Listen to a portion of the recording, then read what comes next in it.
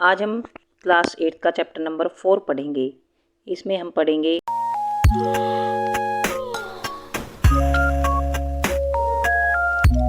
Materials, metals and non metals. कुछ materials जो होते हैं वो मेटल्स होते हैं, कुछ नॉन मेटल्स होते हैं। मेटल्स कौन से होते हैं और नॉन मेटल्स क्या होते हैं, मेटल्स की क्या पहचान होती है, किन मटेरियल्स को मेटल्स बोलते हैं, किन मटेरियल्स को हम नॉन मेटल्स बोलते हैं। मेटल्स और नॉन मेटल्स जो होती हैं उनकी फिजिकल प्रॉपर्टीज होती हैं, जैसे वो देखने में कैसे लगती हैं, वो हार्ड होती हैं या सॉफ्ट होती हैं, शाइनी होती है, डल होती है। तो इस टाइप से होगी उसकी फिजिकल प्रॉपर्टीज। और केमिकल प्रॉपर्टीज होती हैं, जैसे ऑक्सीजन से रिएक्शन करके मेटल्स क्या बनाती हैं, नॉन मेटल्स क्या बनाती हैं, या वाटर से रिएक्शन करके क्या बनाती हैं। ये सब हम उसमें केमिकल प्रॉपर्टीज में पढ़ेंगे। अब हम पहले मेटल्स और नॉन मेटल्स की फिजिकल प्रॉपर्टीज पढ़ते हैं। ये टेबल है, इसमें appearance and hardness of materials ये दे रखे हैं। देखिए, आयरन, कोल, सल्फर, एल्यूमिनियम, कॉपर। अपीयरेंस से हम ये देखेंगे कि कौन सी शाइनी है और कौन सी डल है। तो आयरन शाइनी है, कोल डल है, सल्फर डल होता है, एल्यूमिनियम शाइनी होता है और कॉपर शाइनी होता है। इनमें चमक होती है, आयरन, एल्यूमिनियम और कॉपर, इनमें एक अलग सी चमक होती है, मीन्स शाइनिंग होती है। तो जिसमें भी शाइनिंग होती है, एक तो वो पहचान होती है मेटल्स की कि वो मेटल्स होती हैं।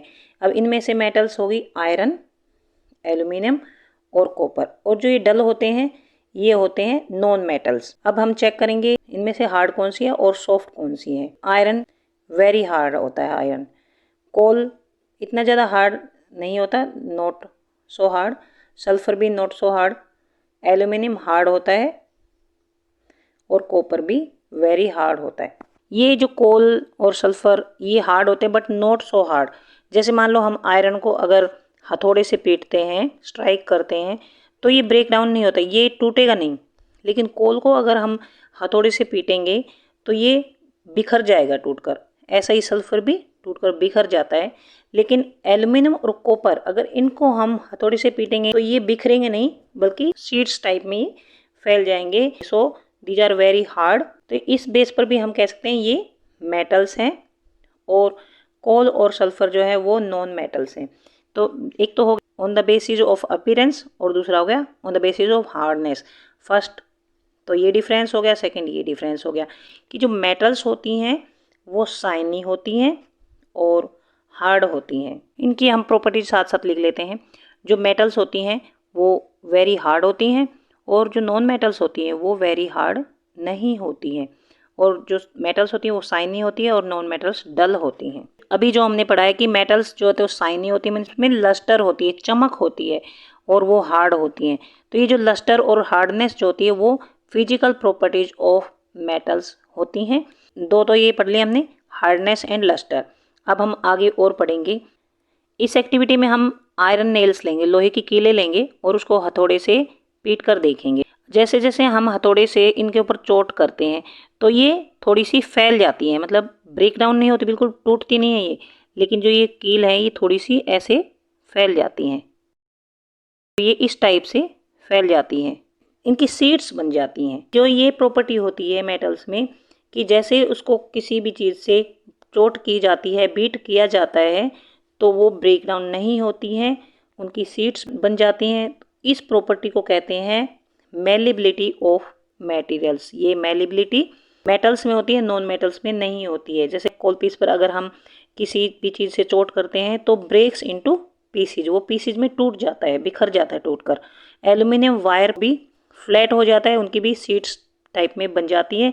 और पेंसिल लेड, जो पेंसिल होता है उसके अंदर जो सिक्का होता है, अगर उसके ऊपर भी हम चोट मारें तो वो भी ब्रेक्स इनटू पीसीज हो जाता है।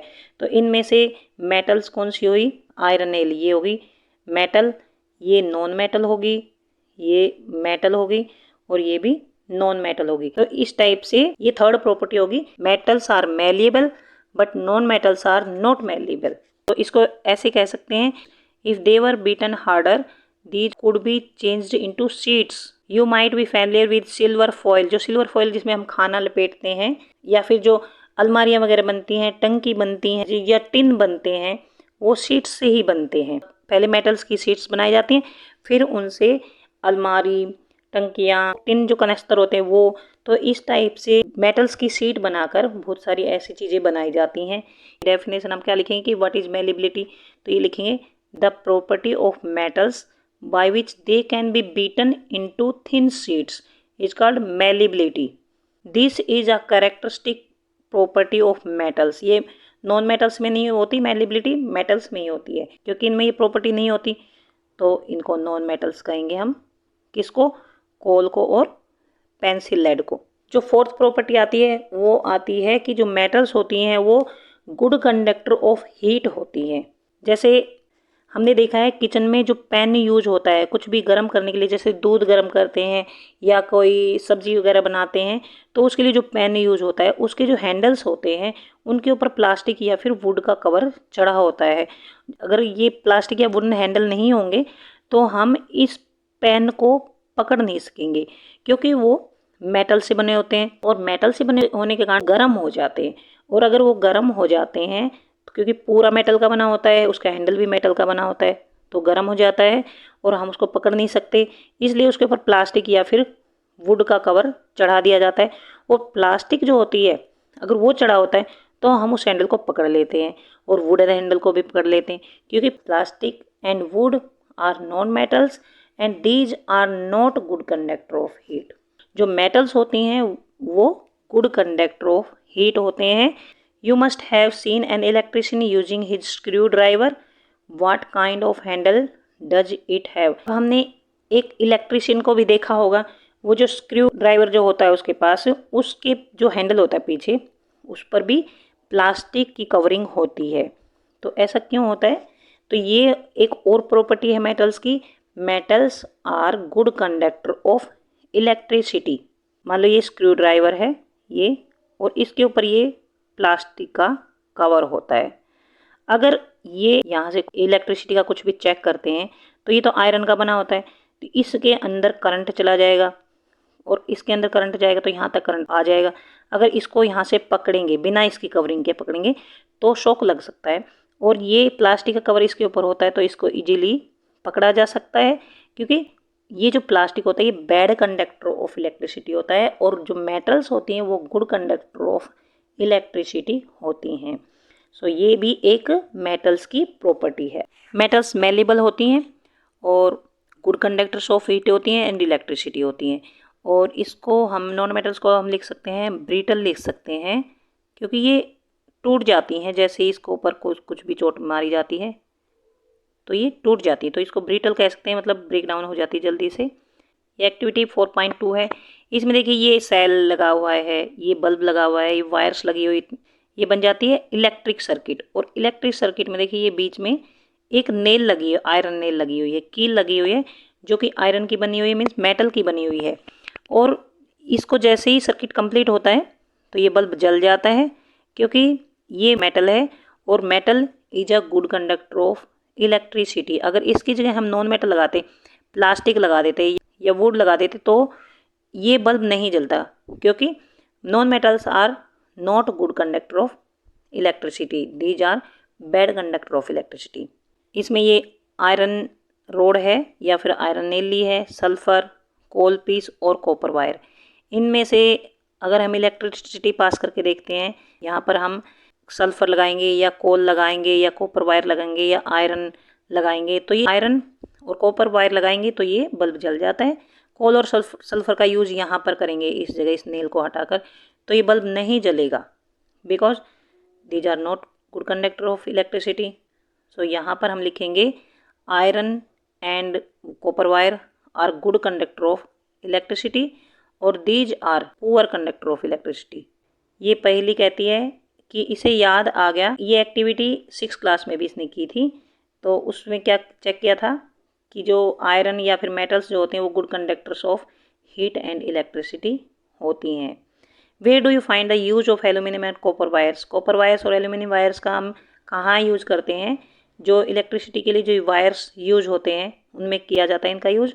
बट कभी कोयले का हमने वायर देखा है? नहीं, कोयले का वायर नहीं देखा, because coal is non metal and this is not a good conductor of electricity. So इसका वायर क्यों बनाया जाए? जब वो गुड कंडक्टर ऑफ इलेक्ट्रिसिटी नहीं है तो उसका वायर नहीं बनाया जाता। The property of metal by which it can be drawn into wires is called ductility. जो मेटल्स होती हैं उनके वायर्स बन जाते हैं पतले पतले, जैसे एल्यूमिनियम वायर्स और कॉपर वायर्स हमने देखे हैं। तो जो मेटल्स होती हैं उनके वायर्स बन जाते हैं। इस प्रॉपर्टी को डक्टिलिटी बोलते हैं।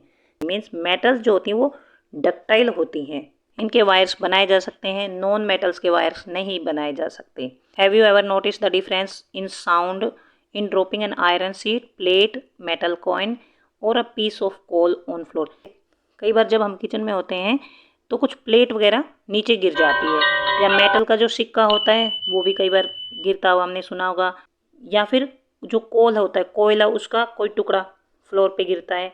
तो हम उनमें कुछ डिफरेंस देखते हैं, उनकी जो साउंड है उसमें कुछ डिफरेंस देखते हैं कि जो प्लेट होती है या फिर मेटल कॉइन होता है उसकी आवाज़ ऐसे टन टन की सी आवाज़ बजती है, बट कोयला या फिर जो पत्थर होता है या प्लास्टिक होता है अगर वो फ्लोर पे गिर जाए तो उनकी आवाज़ कुछ ठक ठक की सी आवाज़ होती है। Do you note any difference in the sound produce? Yes, इनमें कुछ डिफरेंस होता है इनकी साउंड्स में। कभी हमने टेम्पल्स में या फिर स्कूल्स में वुडन बेल देखी है? हम देखते हैं मेटल्स की ही बेल होती हैं।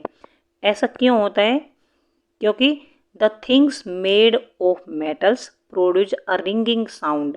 किसी भी चीज़ से मेटल्स के ऊपर चोट मारी जाती है तो उसमें एक साउंड प्रोड्यूस होती है रिंगिंग की, टन टन की सी आवाज़ आती है, कुछ डिफरेंट होती है ये। Due to this sound production in metals को सोनोरस बोलते हैं। मान लो दो बॉक्सेज है हमारे पास, सेम टू सेम उनके अपीयरेंस है, वन मेड ऑफ वुड और दूसरा मेटल से बना है। Can you tell which box is made of metal by striking both the boxes? दोनों बॉक्सेज पर हम चोट मार के देखेंगे तो हम इजीली बता सकते हैं कि कौन सा मेटल से बना है और कौन सा वुड से बना है, क्योंकि जब मेटल्स को स्ट्राइक किया जाता है तो वो एक रिंगिंग की साउंड प्रोड्यूस होती है और इस साउंड के कारण उनको सोनोरस बोलते हैं। The materials other than metals are not sonorous. जो मेटल से नहीं बने होते जो मटेरियल्स, उनको सोनोरस नहीं बोलते हैं। तो हमने ये प्रॉपर्टी भी पढ़ ली है, अब हम इसको भी लिख लेते हैं। मेटल्स होती हैं वो डक्टाइल होती हैं। ये जो नॉन मेटल्स होती है bad conductor of heat and electricity होती हैं। ये मेटल्स डक्टाइल होती हैं और ये डक्टाइल नहीं होती। सिक्स्थ है ये सोनोरस होती हैं। Non metals are non sonorous. After performing the above activities we can say that some materials are hard. कुछ मटेरियल्स हार्ड होते हैं, लस्ट्रस होते हैं, उनमें चमक होती है, मेलेबल होते हैं, उनको पीट पीट कर उनकी सीट्स बनाई जा सकती हैं, डक्टाइल होते हैं, उनके वायर्स बनाए जा सकते हैं, सोनोरस होते हैं, मतलब उनको जब स्ट्राइक किया जाता है तो एक साउंड प्रोड्यूस होती है रिंगिंग की, इसलिए उनको सोनोरस बोला जाता है। And good conductors of heat and electricity. और ये मटेरियल्स कौन से होते हैं? ये मटेरियल्स मेटल्स होती हैं, जिनकी ये प्रॉपर्टीज होती हैं वो मेटल्स होती हैं। The materials which generally possess these properties are called metals. The examples of metals are iron, copper, aluminium, calcium, magnesium, ये सब मेटल्स होती हैं। आपने आयरन देखा हो, लोहा, तांबा देखा होगा, एल्यूमिनियम के बर्तन देखे होंगे, कैल्शियम और मैग्नीशियम भी मेटल्स होती हैं। इनके अपोजिट जो मटेरियल्स जैसे कोल या फिर सल्फर होते हैं वो सॉफ्ट होते हैं, डल भी होते हैं, उनमें शाइनिंग भी नहीं होती। They break down into a powdery mass on tapping with a hammer. जब उसको किसी हैमर से पीटा जाता है तो उनका पाउडर बन जाता है या फिर टुकड़े टुकड़े हो जाते हैं। किनका? नॉन मेटल्स का। They are not sonorous. जब उनको स्ट्राइक किया जाता है तो एक रिंगिंग की आवाज़ नहीं आती, ठक ठक की सी आवाज़ प्रोड्यूस होती है, तो ये सोनोरस भी नहीं होते। And these are poor conductors of heat and electricity. और ये गर्म भी नहीं होते गर्म करने से, और जो इलेक्ट्रिसिटी इसमें से पास नहीं होती है। So these materials are called non metals. आपको पता लग गया होगा difference between metals and non metals on the basis of physical properties of materials. The examples of non-metals are sulfur, carbon, oxygen and phosphorus.